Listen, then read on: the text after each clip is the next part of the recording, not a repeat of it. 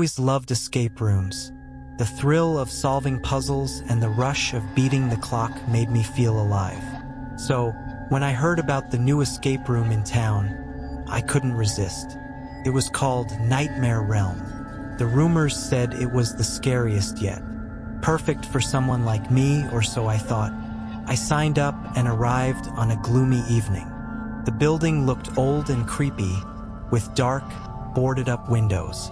I shrugged off the uneasy feeling and stepped inside. The game master, a tall, stern-looking man, greeted me and led me to the starting room. He handed me a small key and said with a smirk, "Good luck. You'll need it." The door closed behind me with a loud click, and the game began. The room was dark, with only a dim light flickering in the corner.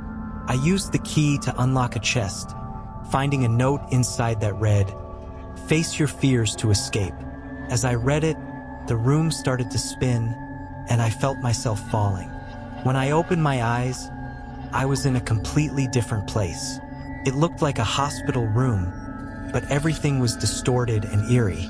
The walls pulsed like they were alive, and the air was filled with a low, haunting whisper. My heart pounded in my chest as I realized this was no ordinary escape room.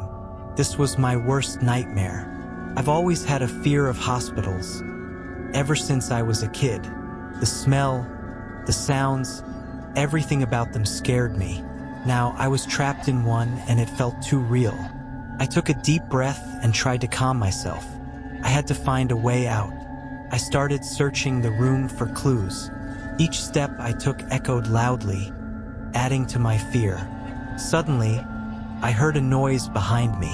I turned around and saw a shadowy figure standing by the bed. It was a nurse, but her face was twisted and her eyes glowed red.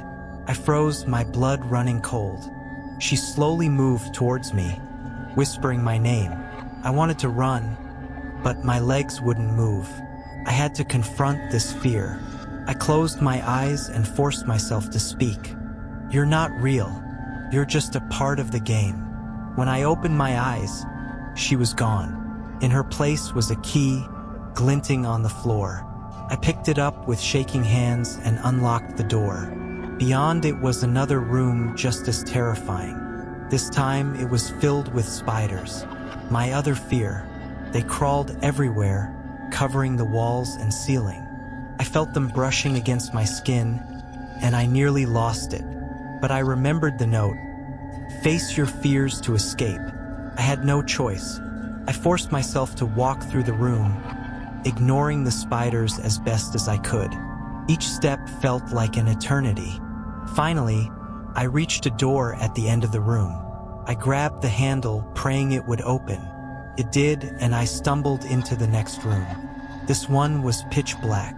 I fumbled for a light switch and found one.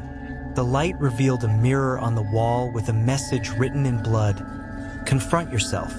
I stared at my reflection, and slowly, it started to change. My own face twisted into a monstrous version of me, grinning wickedly. "You're not good enough," it whispered. "You'll never escape." Tears filled my eyes. All my insecurities, my doubts, they were all right there in front of me.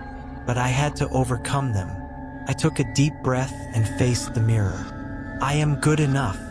I will escape." The mirror shattered, and behind it was a door. I stepped through and found myself back in the original room. The timer on the wall was almost at 0. With a final burst of energy, I ran to